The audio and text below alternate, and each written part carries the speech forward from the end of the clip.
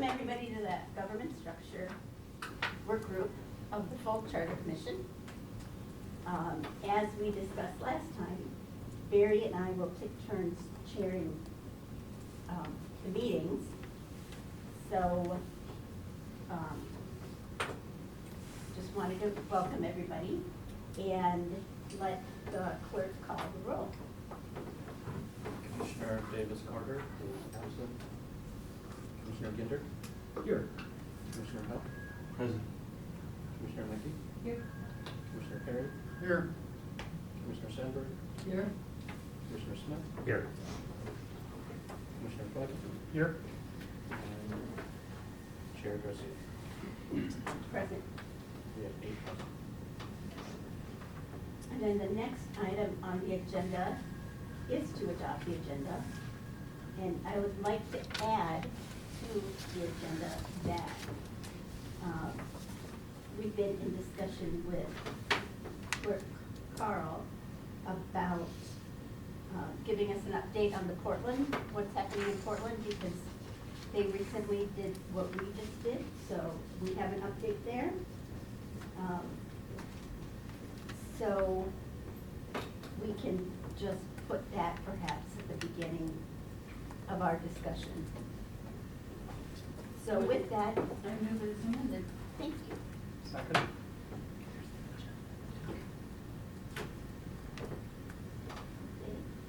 All in favor? Aye. Opposed? The agenda is accepted. Now for the acceptance of the minutes.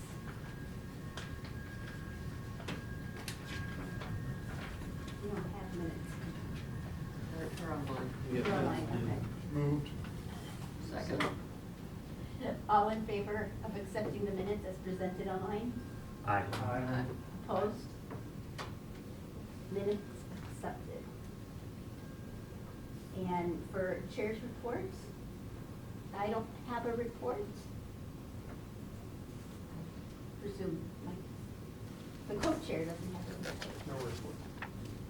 Other than what's already on the agenda. So with that, why don't we hear from Casey about the status of the Portland Charter Division? Sure, thank you, Madam Chair, and hopefully you all got a copy of this little PowerPoint put together to walk us through. I thought I'd sort of ground us in the Minneapolis implementation first, and then move into the Portland piece, so we'll fly through this pretty quick. But as this body knows, its proposed amendment number 184 was adopted by voters in the 2021 general municipal election, and so that became effective December 3rd. We do have a website that's available, and on the second page, it's bolded. If you haven't had a chance to check it out, I would encourage you to do so. We're always adding updates and new information as we gather it, so that that becomes a one-stop place where information about our implementation efforts on the new government structure are available to the public. The third page gives you a side-by-side comparison of the organizational structure of the City of Minneapolis prior to that amendment and then after that amendment. At a high level, you can see previously, as this body knows, the mayor and council had shared authority. We had what I would label a weak mayor system of government. The mayor certainly had some powers separate from the council, but not those that are typically the hallmarks of a strong mayor system. The primary authority for oversight of the administration was vested in a separate executive committee itself, the creation of the charter amendment in 1984. That executive committee was really the appointing authority for the 10 what we call charter departments. Those are shown inside that dotted box there in the middle of that chart on the left. I like to think of those as the general government functions of government. They are the ones that interact most with the public, the community, taxpayers, property owners, and have the traditional local government functions: police, fire, public safety, land use and development, growth management, the city assessor's office, and then of course health, public works, and licensing and reg services. So those department heads were appointed through a multi-step process, which required a nomination by the mayor. It required the agreement or approval of the executive committee next, which the mayor was the chair of. So assume the mayor has a vote on the executive committee. And then it was referred to council. Council referred it to the standing committee under council, which had oversight of that department. That standing committee of council conducted a public hearing on the nomination and made a recommendation back to full council, and then full council would vote to ratify the mayor's appointment. I like to tell people that whereas at the federal level, there are 2 steps to nominate a cabinet secretary. The president nominates and the Senate gives advice and consent.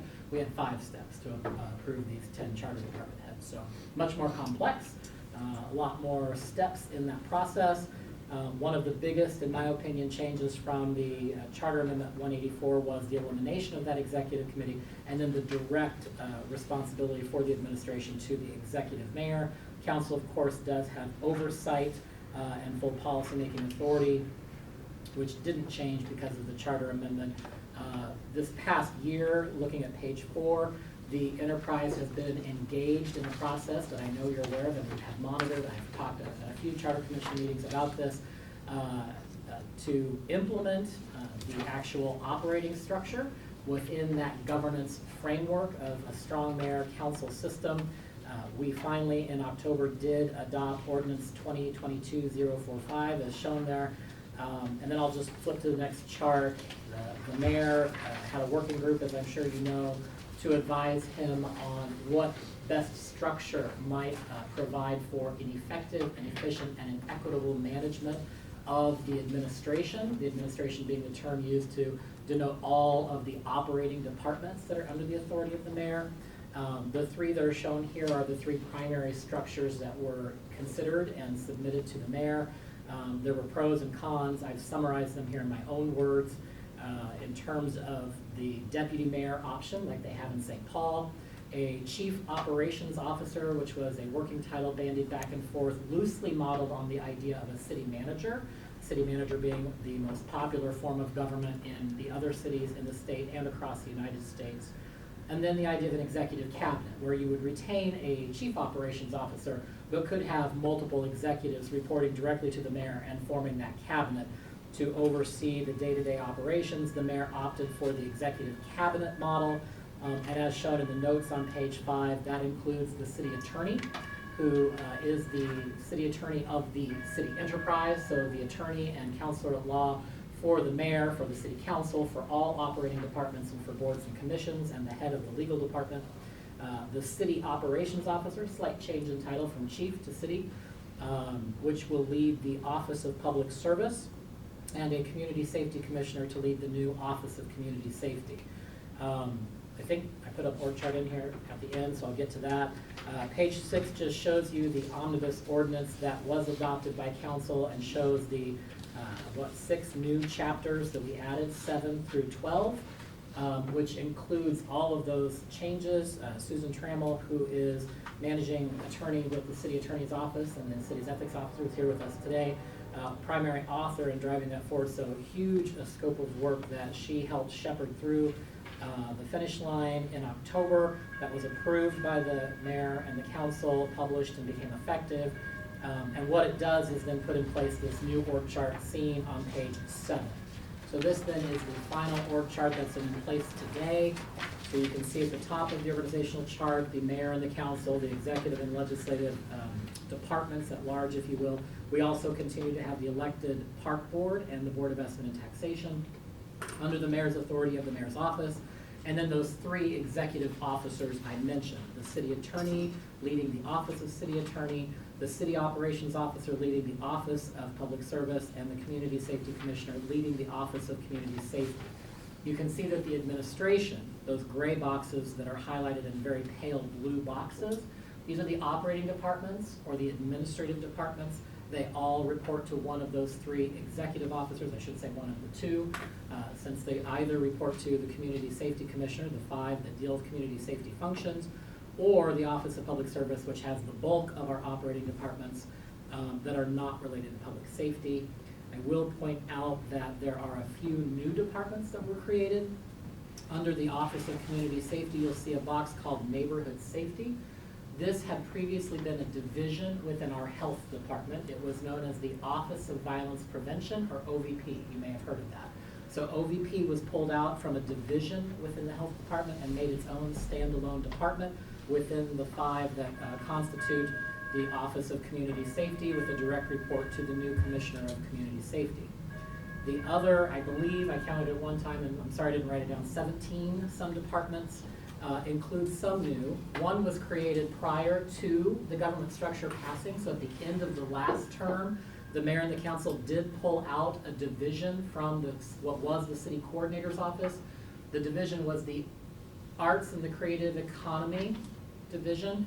It's now listed here as Arts and Cultural Affairs. So before the last term of council ended, there was an ordinance that created that department, but it had no FTEs, no operating funds. It was a shell to be created.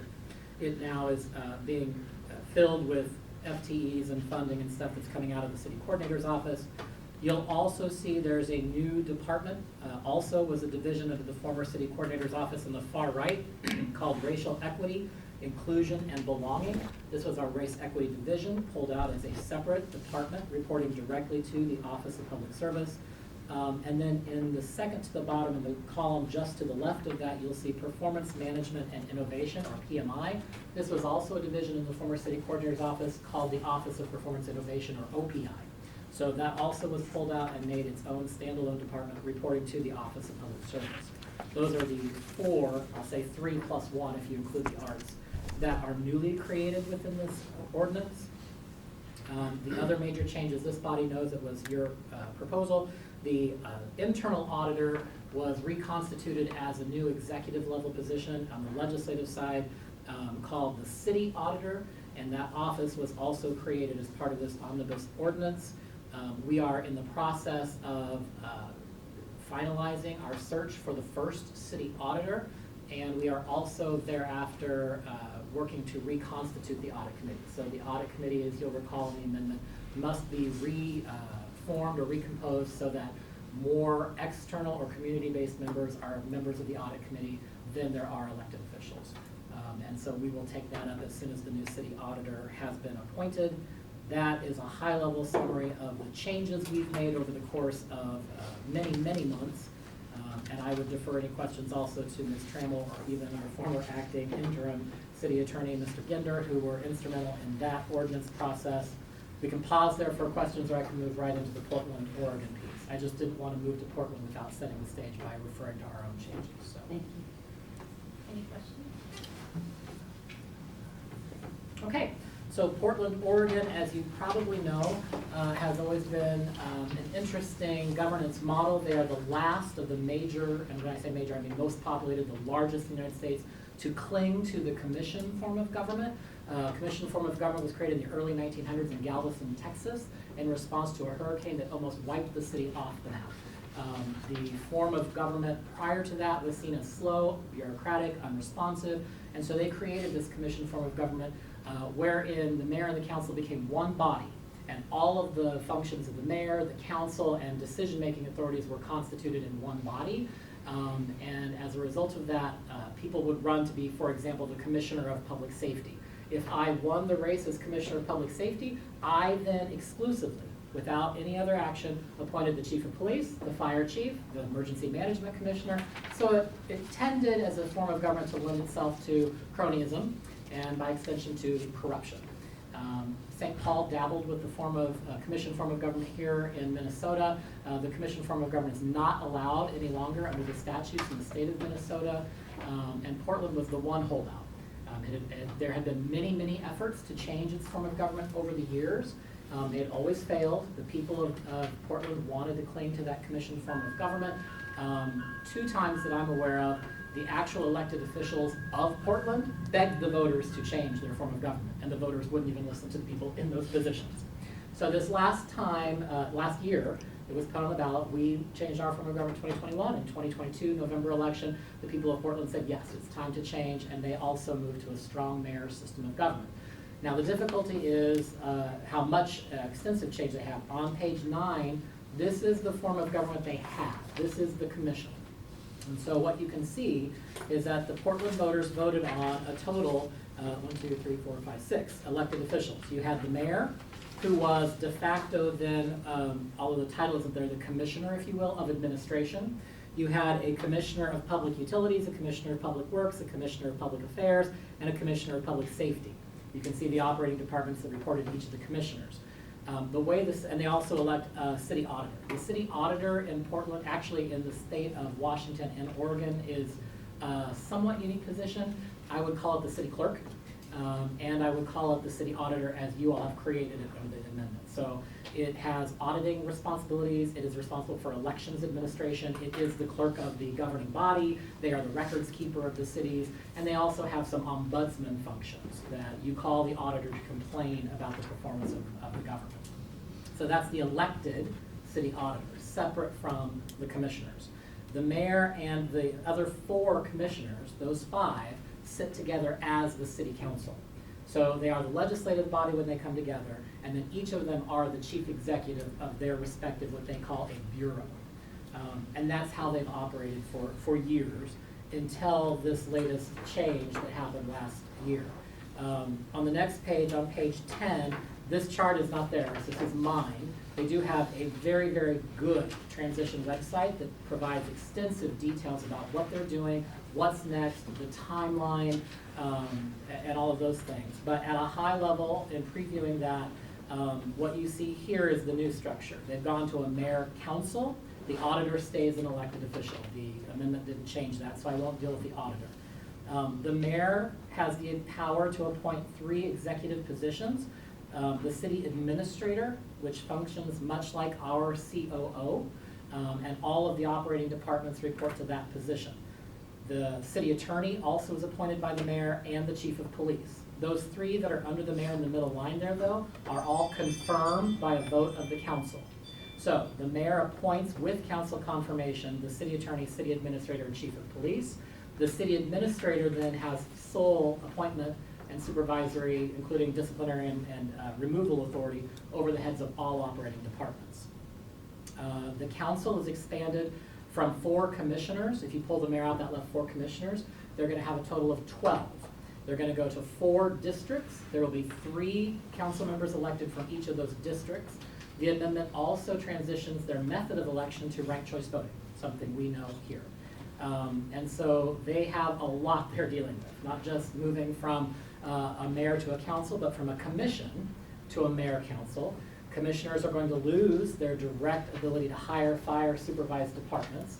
There is a new city administrator in place already, and so that person is leading the transition process internally. They're going to have to confirm, I think, the city attorney and chief of police, the department heads. That would be an interesting process since most of them under this old system would have been appointed by the commissioner in charge of their bureau. And so there will be a transition process to see how all of that shakes out. But that is at a high level with, and then implementing RCD. I will also say that I have been contacted by representatives of the city's transition committee to have a conference call with them to talk about our transition to a strong mayor system and of course about our ranked choice voting usage here in Minneapolis. So I haven't yet had a chance to get that call completed, but when I do, I'm happy to report back sort of the summary of what we discussed. That's what I know of the City of Portland's change. I can try and respond to any specific questions at a high level. I've only had brief conversations to set up the Zoom meeting, so I have talked to a member of their transition committee to know a little bit, and I've read through their transition website. Thank you. Does anybody have any more, or any questions for the clerk based on that update? Commissioner Clay? I believe the Charter Commission in Portland meets once every 10 years, correct? I don't know. That's one thing I don't know, but I know that they don't meet every month as we Yes. I believe they meet every 10 years, they appoint a fresh Charter Commission every time, and they have a batch of amendments, so. I'm sure. Wow. I will say that's how we did it where I came from in Kansas. Every 5 years, there was a new charter commission appointed, and they did, and after they were done, they adjourned, and we didn't convene them again for 5 years. Thank you. Seeing no further questions? I do have one question that kind of, Mr. Carl, I think as I read through the, what's contained in the latest program for the government structure, it does not contain city attorney's memo from 2022 that explicates the roles between the mayor and the city council and how city attorney's office sees those under the new charter amendment. I think that would be. I'll check, I think it is, and I'll have Michael look, but I think it's in the LINS file on the ordinance, not in the charter commission or the ballot questions. Okay. Okay. So, you know, these all are linked together, and unfortunately, you kind of have to go Yeah. back and forth, but I'll check. Okay. We can certainly put it in other places if you think that it'd be helpful in different I think, places. I think it's useful for charter commissioners to see at least how staff at that point in time took a look at how the role is going to play out between council and the mayor, vis-a-vis who has the authority for what particular issues and how staff responds to council and the mayor. That also raises a question, I think, Madam Chair, Mr. Ginder. I believe, I wasn't here for it, I missed the meeting, but I asked Michael to pass out copies to this group, I think, at your first meeting, of the actual ordinance. So you have the ordinance that was adopted that sets that structure, that organizational chart in place. I can certainly circulate that again electronically, I don't want to have to give you another printed copy, and I can circulate a copy of that so you have that. If there are other materials you think would be helpful, let me know, we can put a little packet together and give that to you. Thank you. Anything else from anyone? As we move into our discussion, one thing that we wanted to do, since we do have a full charter commission meeting today, is revisit and affirm the years that we're looking at in terms of actually putting the council amendments, or the charter commission amendments that we're working on, putting it on ballot. And we discussed the timing of 2023, 2024, 2025. And we didn't come to a decision, but we talked about the pros and cons of each. And just as a refresher, I think we said, let's let it simmer for 2023. Let's kind of take our time on this work group and look at our work very deliberately and intentionally, and kind of give the voters a break from another charter commission question on ballot. Then does that make sense to everybody? And then for the 2024 and 2025 ballot question, we discussed those a little bit more, but didn't really come to a consensus. Do we want to revisit the implications of one election year versus the other? Commissioner Clay? I think if we're going to say 2024, 2025, we have time to decide among those options and don't need to decide today. But I think if we're not going to proceed to 2023, I think we should advise the full commission of that and give them an opportunity to tell us otherwise. If we were going to proceed to 2023, it would mean we'd have to start meeting like every 2 weeks and get people drafting right away. So I agree that we shouldn't do that, but I think we should inform the commission. Sounds good. And if I remember correctly, just to recap, and for anyone who missed the last month's meeting, the next municipal election is This year. It is this year. Yeah, the council. 2 years. This And year. then 25. Yes. And then 25. But And this year 24 is just the city presidential. council. Okay. Right. And then the next regular municipal election in everyone will be 2025. With the presidential election 2024. Correct. Okay. Can I ask a question about voter turnout? What typically is the turnout in a presidential year versus, say, 24 versus 25 when just the council? Is there much difference? Yeah, there is, and it's, I have to frame this very carefully because there's obviously a drop-off between a presidential, which is always going to have the highest turnout, and a municipal the next year in an odd number year. And so, rough numbers, let's say we achieve 80% turnout in the presidential election. We might be looking at getting at max a 40% turnout in the municipal. That feels to us in this city like a huge drop-off, half. However, nationally, turnout for municipal-only elections is about 15% or lower. So I am regularly called by my colleagues going, how are you achieving 40? So I always try and say, we're a huge turnout city. We're lucky and blessed to have that. And we have discussed the pros and cons of do you move municipal elections to an even numbered year to take advantage of the larger turnout. We have a good turnout for a municipal-only election. There are probably distinct advantages to thinking about, could you put that in an even numbered year? And as I've said to the Charter Commission in previous years, the key issue for us is our ballot is so long. We have 25 seats just on the city ballot. It's the longest in the state of any municipality. It's one of the long ones in the United States. Plus, we use ranked choice voting. And because we don't have a system that allows us to create a slimmer ballot, it means for each race, you have to have the names repeated 3 times for 25 races. That's just, if we weren't in an odd numbered year, it would be very difficult to put that in with either the gubernatorial or presidential election. Not impossible, very, very, very difficult. Commissioner Coyle? And it also depends on, turnout in a municipal year depends on whether or not we have contested races. If you had an uncontested or nominally contested mayor's race and a bunch of uncontested or nominally contested council races, you'd have a much lower turnout than if you had a vigorous race at the top of the ticket.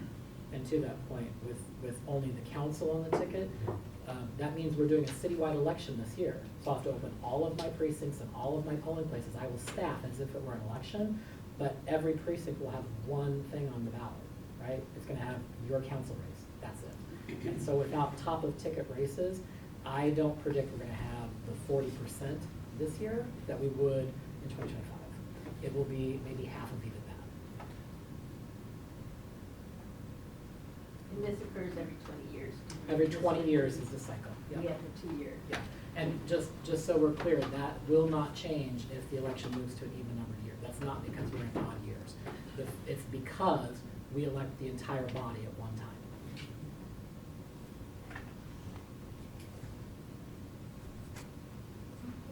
Thank you. Before we move on, if there's nothing else, I don't want to speak out of turn, and by that I don't mean in this body, but on behalf of the city enterprise.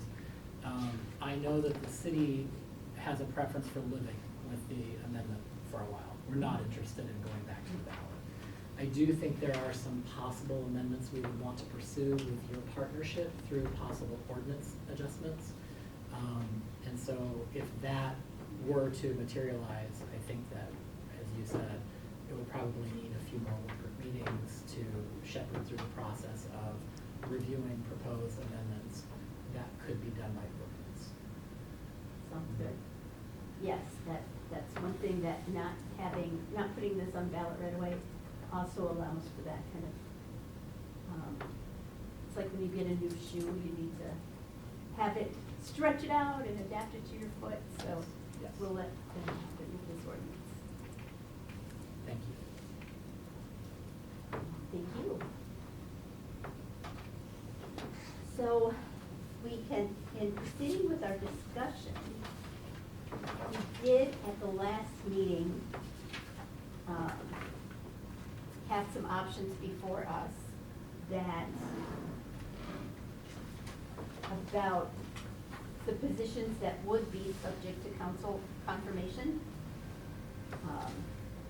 And kind of thinking about the pros and cons. Should we do typically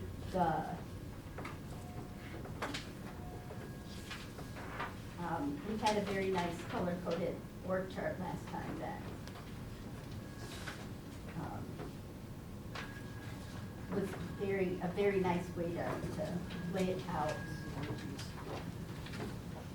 So the questions were, should we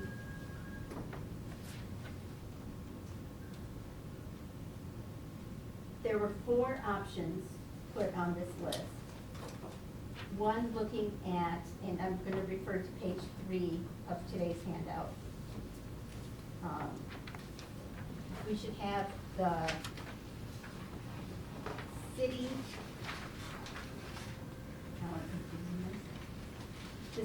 the Office of Public Service, the Office of the City Attorney, and the Office of Community Safety be subject to council confirmation. That was the first option we looked at.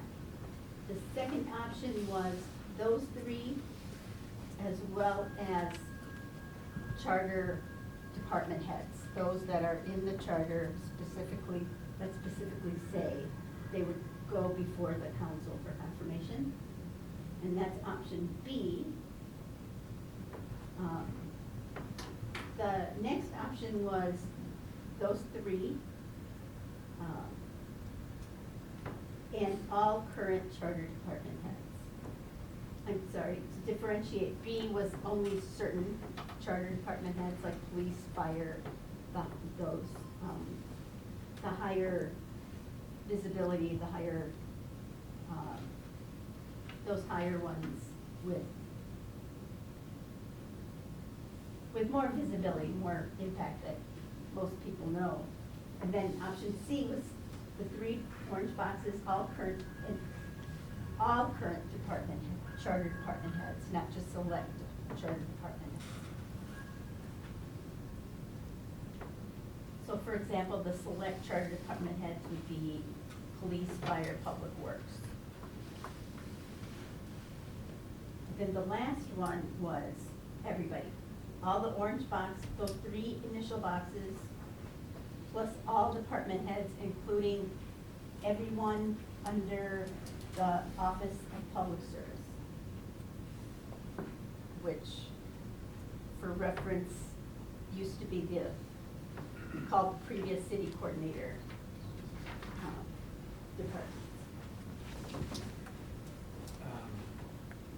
I don't know if you want me to say this, but we had a conversation, Chair Clegg and I, about doing some research on the select group of jurisdictions that we looked at as we came up with this, to see how they handle those types of issues.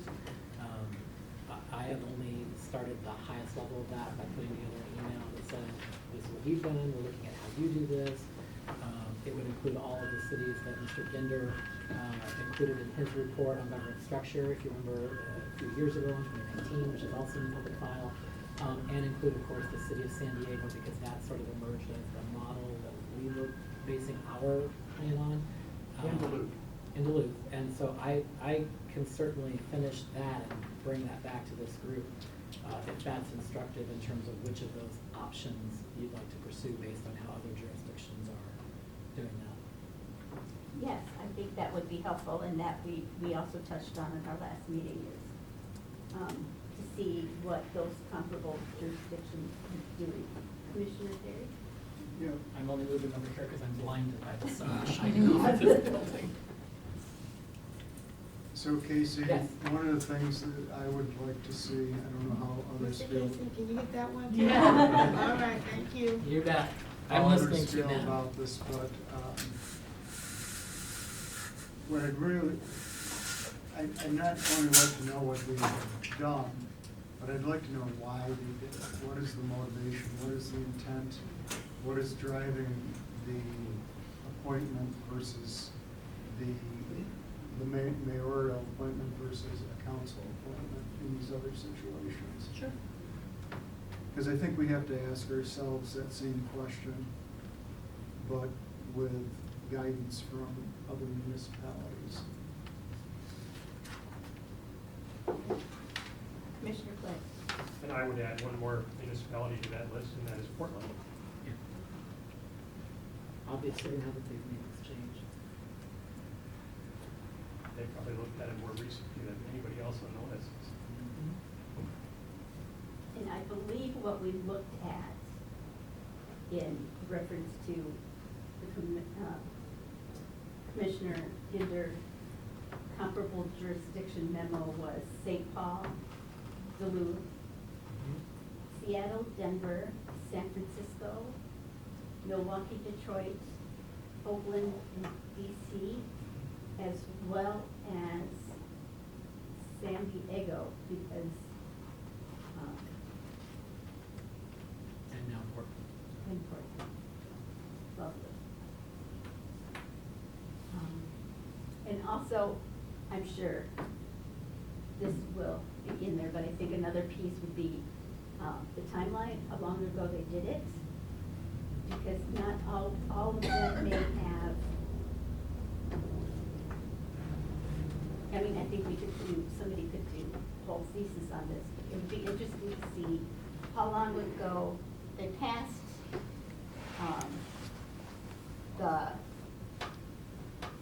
the ordinance, they made this change was voted on.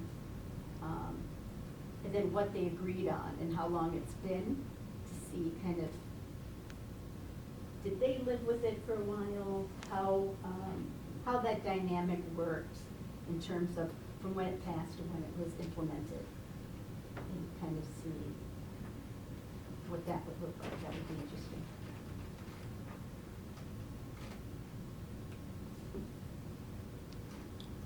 Any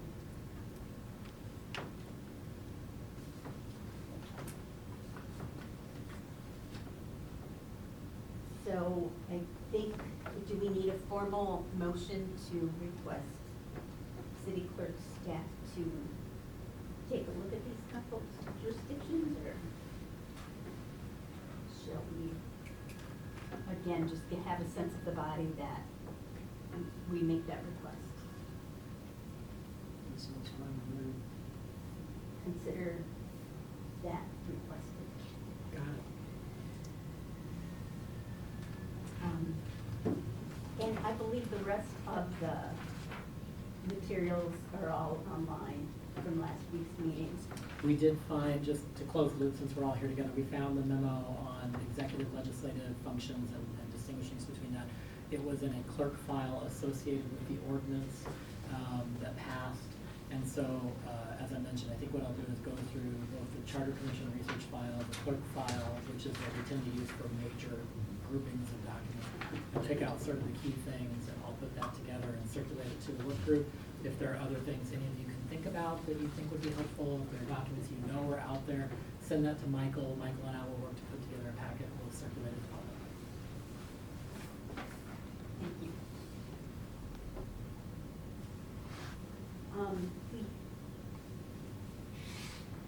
My follow-up question would be, would it be, as far as timing and next steps,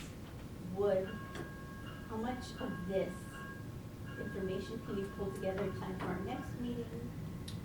What is your next meeting? It's the same Wednesday as the full commission meeting? So we're thinking the first Wednesday of March? Yes. Yeah, a month is coming. Okay, that's amazing. If it was gonna be 2 weeks, I was gonna say. I would remind you that we changed our rules so that the Charter Commission meets 4 or more times a year at the call of the chair, so we don't know if we're meeting in Okay. March at this point. March is still doable for me. If it's not 2 weeks from now, I'm gonna say no. Yeah, no, the first Wednesday, and we will meet even if the full commission does not, unless otherwise noted.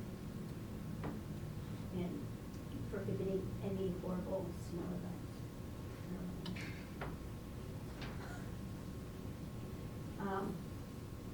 So we can will that be sent out before our meeting so we can look at it and compare? So we can do that. Is there any other burning discussion for today's meeting, or, oh,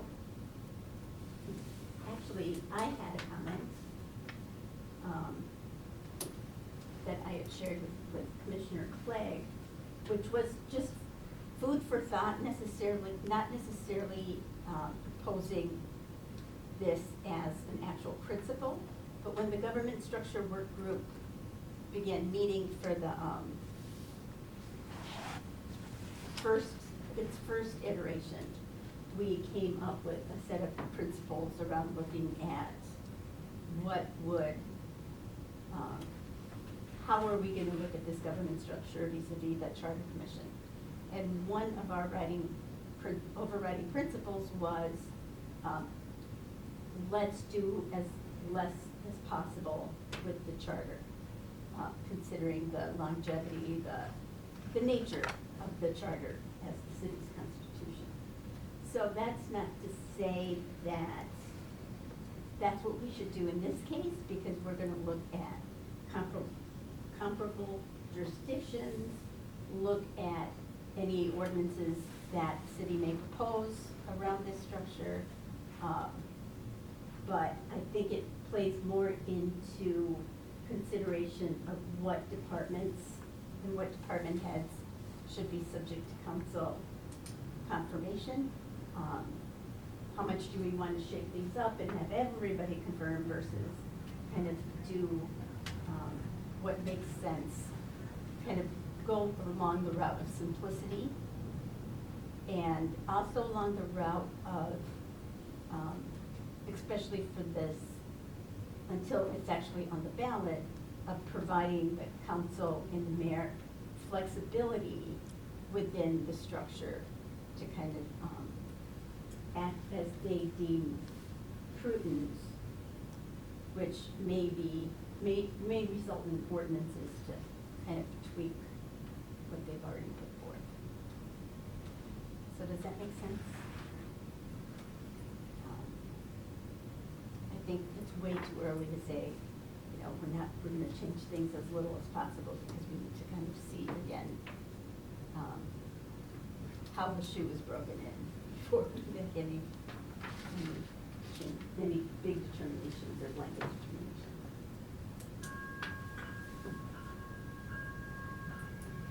So, is there any more discussion?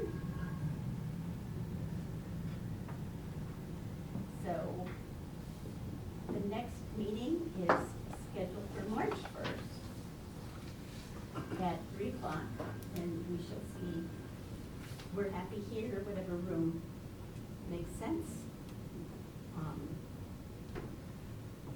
So I will adjourn the meeting. You got just enough time to take a little break, grab a little drink, and then we'll have the charter commission